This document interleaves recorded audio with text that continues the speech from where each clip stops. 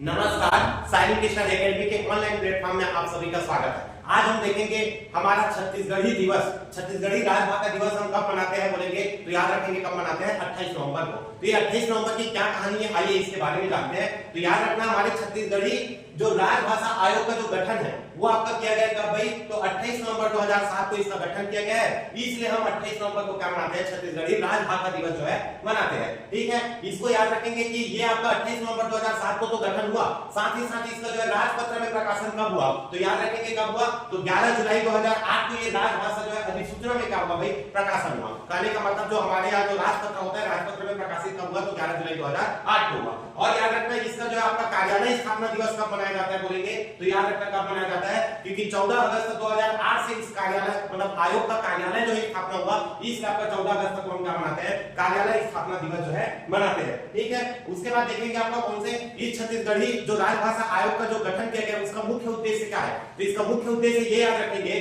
कि इसको 8वीं अनुसूची में हमको जो है छत्तीसगढ़ी को क्या करना है भाई, दर्जा दिलाना है। तो 8वीं अनुसूची में छत्तीसगढ़ी को जो है क्या करना है, दर्जा दिलाना है। दूसरा इसका उद्देश्य यह है कि जो हमारा सरकारी कामकाज है उस सरकारी कामकाज में छत्तीसगढ़ी शब्द का उपयोग में लाना है। और तीसरा इसका उद्देश्य यह है कि हमारे जो स्कूल का जो एजुकेशन सिस्टम है उसमें आपका छत्तीसगढ़ी शब्द को क्या करना है, शामिल करना है। तो ये तीन उद्देश्य के साथ राजभाषा आयोग का गठन किया गया है।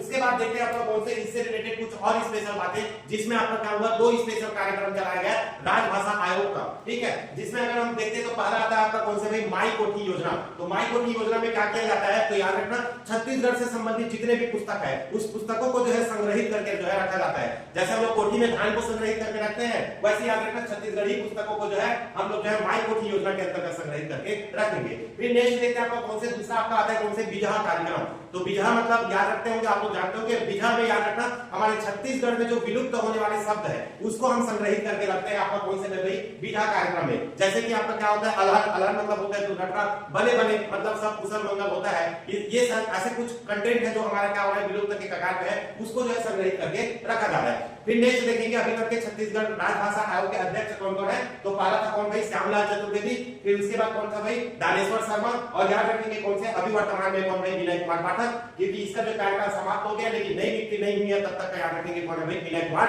पाठक। याद रखेंगे अभी हाल ही में मृत्यु हुए सुरेंद्र दुबे जी, वो भी हमारे राजभाषा आयोग के क्या थे, सचिव थे। ठीक है, तो ये था आपका कौन से 28 नवंबर छत्तीसगढ़ी राजभाषा दिवस से संबंधित स्पेशल जानकारी हमारे सभी छत्तीसगढ़ियों के लिए। ठीक है, वीडियो अगर पसंद आ गया होगा तो लाइक, सब्सक्राइब और शेयर करते रहिए। Okay, thank you.